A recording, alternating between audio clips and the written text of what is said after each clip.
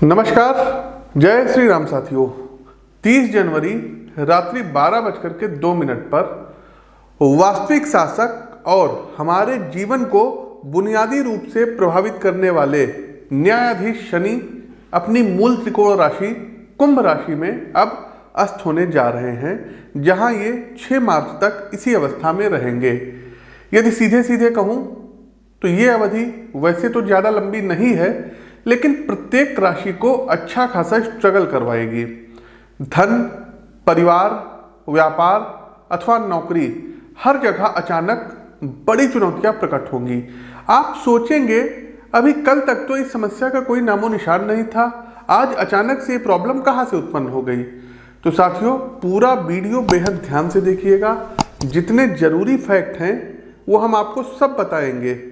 किस राशि के जातक को कहाँ कितनी सतर्कता रखनी है, कौन कौन से ऐसे दिव्य प्रयोग किए जाए कि शनि देव की कृपा दृष्टि आप पर बनी रहे। लेकिन उससे पहले पूर्व में मैं अपने 3-4 शिष्यों को बधाई देना चाहता हूँ। पहले हैं वैभव श्रीवास्तव। जी हाँ, यूपीपीएससी का रिजल्ट आया और इनका जो चयन है, इन्होंने हमसे मार्गदर्शन लिया था वैभव ने। तो वैभव जी, सप्लाई इंस्पेक्टर के पद पर आपका चयन हुआ है। आपको ढेर सारी मंगलमय शुभकामनाएं। आप अच्छे रास्तों पर चले, सतमार्ग पर चले और पब्लिक की सेवा करें। दूसरे हैं अजेंद्र पाल सिंह जी। आपका चयन उत्तर प्रदेश लोक सेवा आयोग की समीक्षा अधिकारी परीक्षा में सहायक समीक्षा अधिकारी पद पर हुआ है। आप अभी आए थे 5-6 महीने पहले हमारे पास और हमने आपको प्रेडिक्शन भी दिया था, तो आपको भी ढेर सारी शुभकामनाएं। प्रांजल, आपको भी ढेर सारी शुभकामनाएं। समीक्षा अधिकारी के पद पर आपका चयन हुआ है। साथ ही साथ मैं भगवान विष्णु से आप सभी के उज्जवल भविष्य की कामना करता हूं। अब बढ़ते हैं अपने राशिफल की ओर, लेकिन उससे पहले साथियों बता दें कि 10, 11 और 12 फरवरी को हमारा दिल्ली आगमन हो रहा है। तो जो भी दर्शक दिल्ली या इसके आसपास के क्षेत्र से हैं, आप लोग हमसे मिल सकते हैं। साथियों, अस्त ग्रहों के बारे में आप लोग कोई भी अपने मन में भ्रम मत पालिएगा। अस्त ग्रह भी ताकतवर होते हैं, प्रभावशाली होते हैं। सूर्य के आभा मंडल में आकर के शनिदेव अस्त हो रहे हैं, लेकिन इसका कतई मतलब नहीं है कि शनिदेव के पास उनकी अभी अपनी पावर नहीं है। अब आप सीधा सा एक एग्जाम्पल समझिए। सपोज करिए उत्तराखंड में कोई रैली है और वहाँ के मुख्यमंत्री हैं पुष्कर सिंह धामी जी, और नरेंद्र मोदी जी की भी वहाँ सभा है। तो नरेंद्र मोदी जी जिस मंच पे हैं, पुष्कर सिंह धामी भी उसी मंच पे हैं। तो नरेंद्र मोदी जी के आभा मंडल के सामने धामी जी यहाँ पर अस्त हो गए हैं, लेकिन एक स्टेट के मुख्यमंत्री हैं, उनको भी वहाँ पर अपनी पावर है। तो अस्त ग्रहों का सीधा सा ये प्रभाव है। हमको उम्मीद है कि आप लोग आसानी से समझ गए होंगे। समझ गए हो तो लाइक करते चलिए, इस वीडियो को अधिक से अधिक लोगों तक शेयर कीजिए और कमेंट बॉक्स में जय शनिदेव का कमेंट टाइप कीजिए। पहली राशि आती है एरीज अर्थात मेष राशि। मेष राशि के साथियों, आपका विश्वास एक ऐसी पूंजी है जो यदि सही हाथों में है तो सुरक्षित रहेगी, आपके जीवन को संतुष्टि प्रदान कराएगी। किंतु गलत व्यक्ति पर जताया गया भरोसा अंततः हमारे मन मस्तिष्क को विदीर्ण कर देता है। एकादश भाव में शनिदेव अस्त हो रहे हैं। मित्रों, ये स्पष्ट संकेत देता है कि आपका कोई निकट सहयोगी आपके साथ पेशेवर जीवन, व्यवसायी सौदों अथवा परिवार के मामले को लेकर के विश्वासघात करेगा। किसी भी स्थिति में ऐसी बात जो आपके जीवन को बुनियादी रूप से प्रभावित करती हो, हर एक से शेयर ना करें, अन्यथा आपकी कमजोरी का अनुचित लाभ उठाने का अगले के द्वारा प्रयास किया जाएगा। कैरियर के संदर्भ में अनिश्चित स्थितियों से गुजरना पड़ सकता है। नौकरी पेशा जीवन में अकस्मात आपका स्थानांतरण हो सकता है। वेतन मिलने में देरी हो सकती है। शेयर मार्केट में अचानक हानि की स्थितियां बनेंगी। जन्म कुंडली का विश्लेषण इस स्थिति में आपके लिए परम आवश्यक होगा, जिससे मानसिक स्थायित्व आपको प्राप्त हो सके। उपाय के तौर पर ओम शनिश्चराय नमः मंत्र का 108 बार जाप करिए और शनिवार वाले दिन भूखे लोगों को भोजन कराइए। दूसरी राशि आती है वृषभ राशि। वृषभ राशि के साथियों, 10वें भाव में शनिदेव अस्त होने जा रहे हैं, अतः पेशेवर जीवन, सामाजिक उपलब्धि और व्यावसायिक क्रियाकलापों में एक नकारात्मक स्थायित्व आएगा। आपके अंदर दायित्वों के निर्वहन की अंतः प्रेरणा कम होगी। वर्क प्लेस पर अपने कर्तव्यों के प्रति आप थोड़े ढीले पड़ सकते हैं, जिससे करियर भी प्रभावित होगा। ओवरऑल यदि कामकाज के लिहाज से देखें तो एक मानसिक सुस्ती की अवस्था आपके भीतर रहेगी। क्योंकि साथियों, आप काम के प्रति उदासीन होंगे, इसलिए आत्मविश्वास में कमी आएगी और मन मस्तिष्क में खुद के कार्यों को लेकर आप संकालु स्वभाव के हो सकते हैं।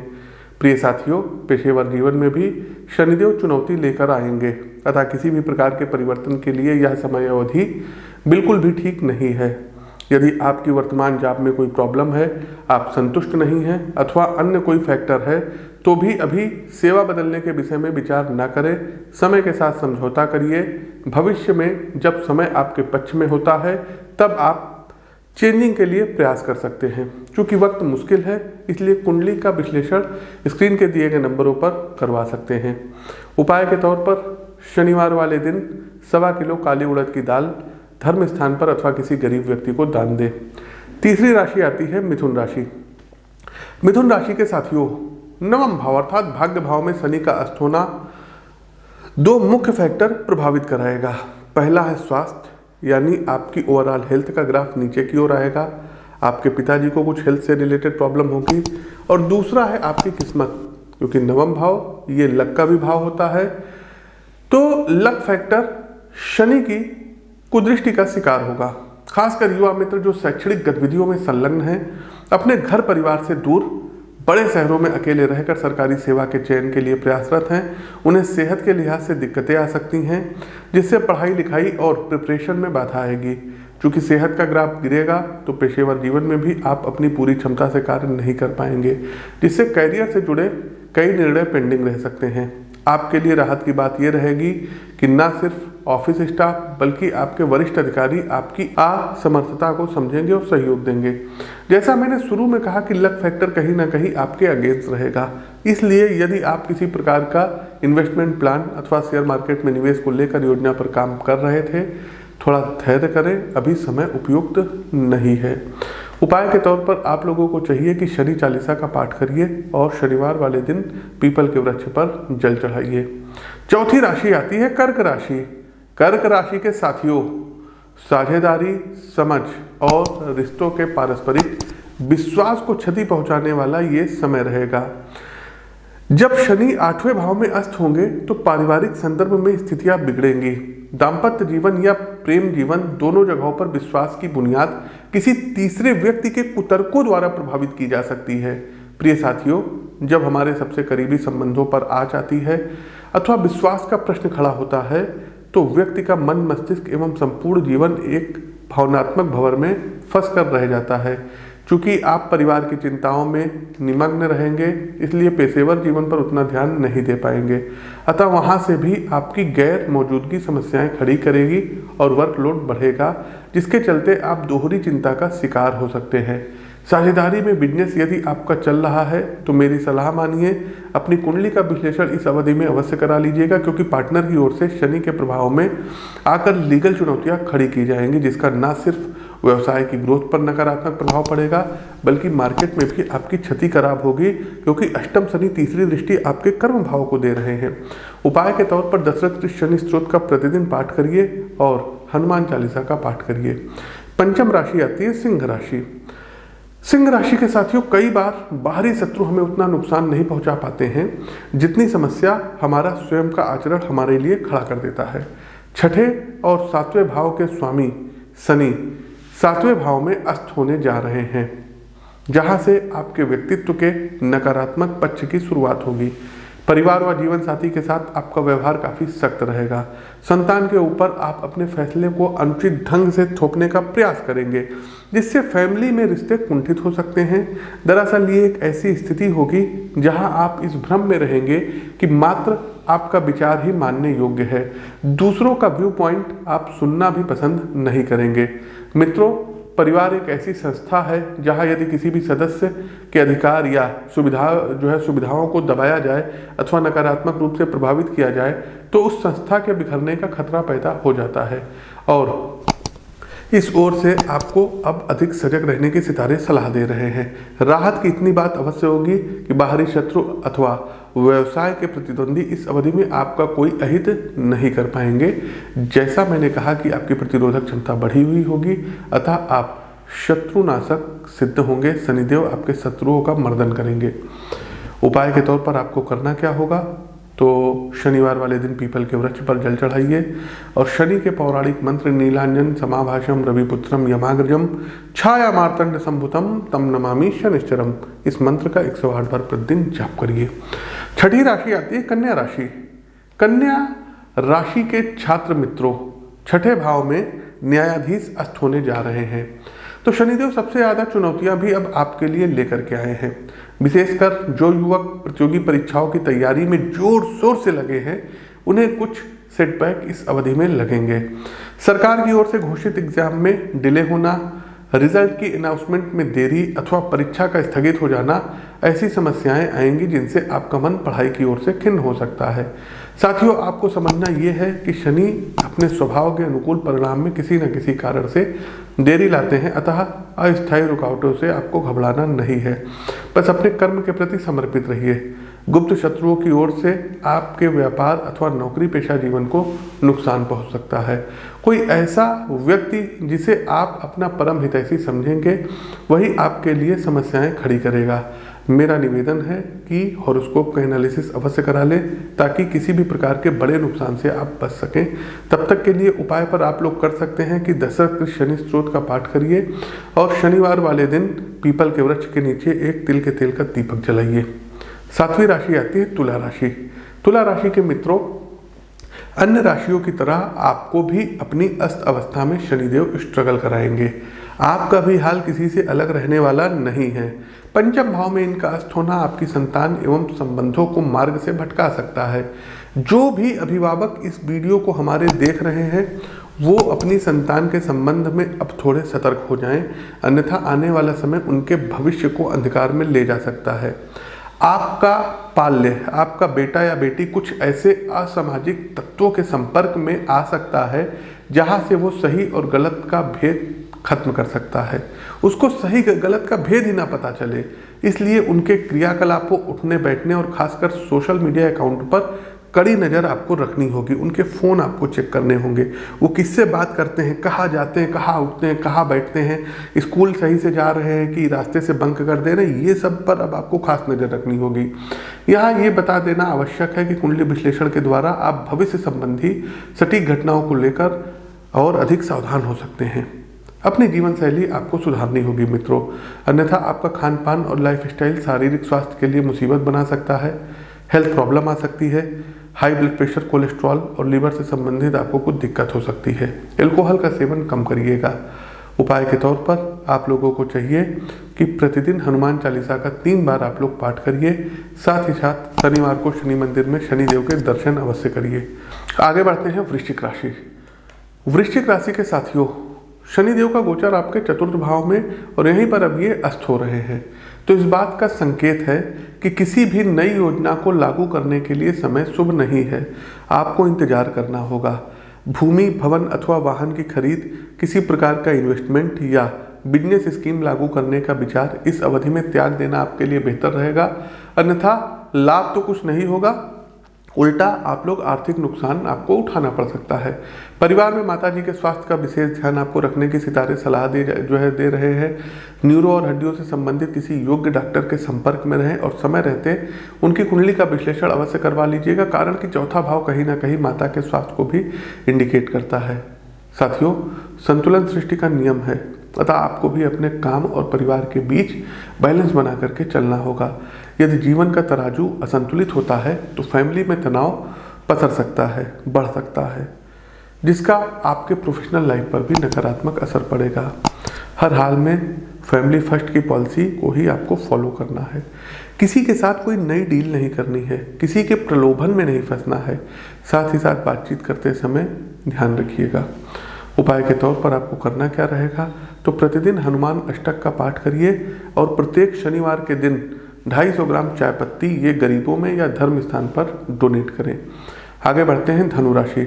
धनु राशि के आत्मीय साथियों, वेद, पुराण, उपनिषद, इन सभी ग्रंथों में वाणी एवं भाषा की अद्भुत महिमा बताई गई है, किंतु यदि आप भाषा में स्तर पे समझदार नहीं हैं तो बनते काम भी आपके बिगड़ सकते हैं। तीसरे भाव में शनि का अस्त होना कहीं ना कहीं आपके पराक्रम और वाणी पर भी जो है कुप्रभाव डालेगा। यद्यपि द्वितीय भाव वाणी का होता है, लेकिन तीसरे भाव में भी आपकी वाणी पर कुप्रभाव डालेगा। आपके अंदर दंभ होगा, जिसका असर स्वाभाविक रूप से आपके पेशेवर जीवन को भी प्रभावित करेगा। वर्क प्लेस पर आपका कम्युनिकेशन मिसमैनेजमेंट की वजह बन सकता है, अतः किसी भी स्थिति में खुद के पॉइंट को क्लियर अवश्य करें। दूसरा, यात्राओं से बचने की सलाह आपको इस अवधि में दी जाती है। किसी भी फैमिली ट्रिप या बिजनेस टूर को प्लान करने के लिए अभी ये समय, ये अवधि उपयुक्त नहीं है। परिवार के लिहाज से सुरक्षा कारण इसकी मनाही करते हैं और व्यावसायिक संदर्भ में परिणाम की प्राप्ति पर संशय है। अर्थात जिस उद्देश्य से आप यात्राएं करेंगे उसकी पूर्ति में शनिदेव बाधा डाल सकते हैं। तीसरा और अंतिम पॉइंट, परिवार में किसी भी प्रकार के कलह का केंद्र आपको नहीं बनना है। खासकर छोटे भाई बहन हैं तो उनसे बातचीत के समय थोड़ा सा संयम रखिएगा, प्यार से बात करिएगा। यदि उनकी ओर से कुछ उकसावे का प्रयास भी किया जाता है तब भी आपको बड़प्पन की सीमा नहीं लांघनी है। उपाय के तौर पर आप लोगों को चाहिए कि पिपलाद ऋषिकृत शनि स्त्रोत का प्रतिदिन पाठ करिए। मकर राशि, हमारी अगली राशि आती कैप्रिकॉर्न।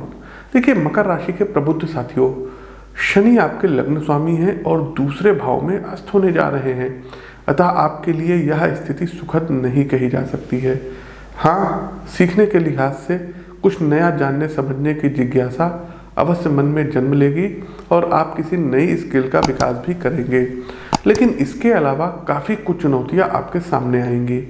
आपकी आदतें गलत ट्रैक पर जा सकती हैं, जिसका बड़ा हर्जाना आपको भविष्य में चुकाना होगा। नशा करके वाहन बिल्कुल भी मत चलाइएगा। स्वास्थ्य के लिहाज से भी गोचर कालखंड की यह अवधि आपको स्ट्रगल करवाएगी। किसी पुराने मर्ज का इलाज अथवा शल्य चिकित्सा के योग बन रहे हैं, अतः डॉक्टर के जो है हर समय आपको संपर्क में रहना होगा और कुंडली का विश्लेषण भी करवा लीजिएगा, जैसा कि मैं कहता आया हूँ। क्योंकि भविष्य यदि आपका सुरक्षित है तभी आप सुरक्षित हैं, तो भविष्य के प्रति सजग रहिए। पारिवारिक रिश्तों पर भी शनि गहरा प्रभाव डालेंगे, आपको अपनी वाणी का ध्यान रखना है। घर परिवार में कलह का वातावरण शनिदेव यहाँ पर बना देंगे। इसके अलावा साथियों, घर परिवार में एक दूसरे के प्रति गलतफहमी के बादल घने होंगे। कहा कुछ जाएगा लेकिन उसका अर्थ कुछ और ही निकाला जाएगा, जो रिश्तों में टकराव को बढ़ाने वाला सिद्ध होगा। अंतिम चेतावनी, अपनी वाणी को, जी हाँ, ये हमारी अंतिम चेतावनी है कि अपनी वाणी को संयमित रखिए। बोलने से पहले शब्दों को विवेक की तराजू पर तौल कर देख लीजिए कि आप जो कह रहे हैं उससे आपको लॉन्ग टर्म में लाभ होगा अथवा हानि होगी। उपाय के तौर पर आपको करना क्या रहेगा, तो सुंदरकांड का शनिवार वाले दिन पाठ करिएगा और अपने पॉकेट में एक नीले रंग की रुमाल जेब में रखिए। हो सके तो एक 10 मुखी रुद्राक्ष गले में धारण करिए। आगे बढ़ते हैं कुंभ राशि। देखिए, कुंभ राशि के साथियों, लग्न में शनिदेव का अस्त होना आपके व्यक्तित्व को नकारात्मक रूप से प्रभावित करेगा, जिसका परिणाम न सिर्फ आपको झेलना होगा बल्कि परिवार में भी अशांति का माहौल फैल सकता है। ये आपकी समझ पर निर्भर करेगा कि स्थितियों को आप कैसे संभालते हैं। लग्न में ही सूर्य का प्रवेश हो जाएगा और लग्न के स्वामी का अस्त होना पारिवारिक संदर्भ में किसी भी प्रकार से शुभ नहीं कहा जा सकता है। साथ ही साथ आपका मस्तिष्क अभिमान के आकाश में अहंकार की उड़ान भरेगा। आपके मन में सिर्फ और सिर्फ मैं सही हूँ, बाकी सब गलत हैं, ऐसी भ्रांति जन्म ले सकती है और ये खास करके आपके साथ 14 फरवरी के बाद से ज़्यादा होगा, तो विशेष ध्यान रखिएगा। और इसका परिणाम होगा ये कि आप अपने संबंधों से धीरे धीरे दूर होते जाएंगे, जो नकारात्मक एकांत का कारण बनेगा। देखिए साथियों, इस अवधि में सबसे अधिक संयमित आपको रहना होगा। पिता पुत्र के या जो है संबंध है उसमें आपको सजग रहना होगा। अपने माता पिता से किसी भी प्रकार के वाद विवाद से दूर रहना होगा और यदि आपकी संतान है तो उनके साथ भी रिश्तों के संतुलन को बना करके चलना होगा। कोई भी यदि बात होती है तो आपसी शांति से बैठ करके यदि आप लोग बात सुलझाते हैं तो बढ़िया रहेगा। पूरी तरीके से सतर्क रहिएगा, आपके ऊपर कोई एलिगेशंस वगैरह लग सकता है। जो भी योजनाएं आप बनाए हैं तो थोड़े दिन इनको ठंडे बस्ते में रख दीजिएगा। जैसे ही सूर्यदेव मीन राशि में प्रवेश करेंगे तब जा करके अपनी योजनाओं को आगे करिएगा, क्योंकि अभी क्या है कि 14 तारीख के बाद से आप देखेंगे कि सूर्यदेव कुंभ राशि में शनि के साथ रहेंगे, तो 1 महीने के लिए विराम चिन्ह ले लीजिएगा, उसके बाद आगे बढ़िएगा। कार्यक्रम का अंतिम पड़ाव, अंतिम राशि मीन राशि।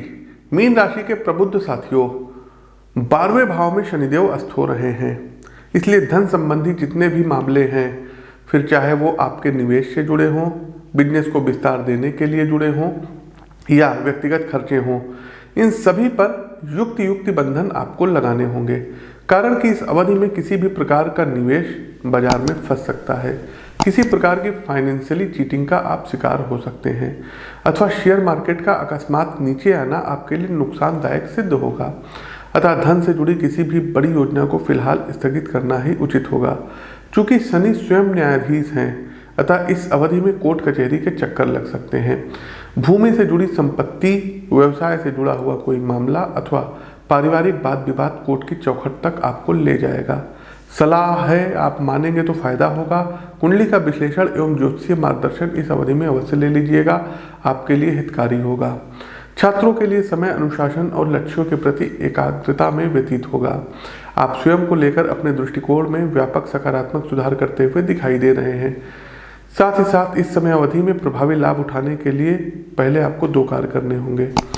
पहला है साथियों, अनावश्यक और गैर जरूरी जितने भी इलेक्ट्रॉनिक डिवाइस हैं उनसे दूरी बना लीजिए, अन्यथा इनके कारण आपका दिमाग लगातार फिजूल की बातों में डिस्ट्रैक्ट होगा।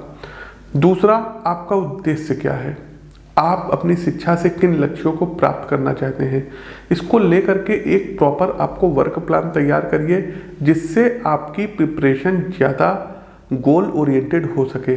आपके घर परिवार में परिवार के किसी सदस्य को हॉस्पिटलाइज होना पड़ सकता है, कोई शल्य चिकित्सा ऑपरेशन की नौबत तक आ सकती है।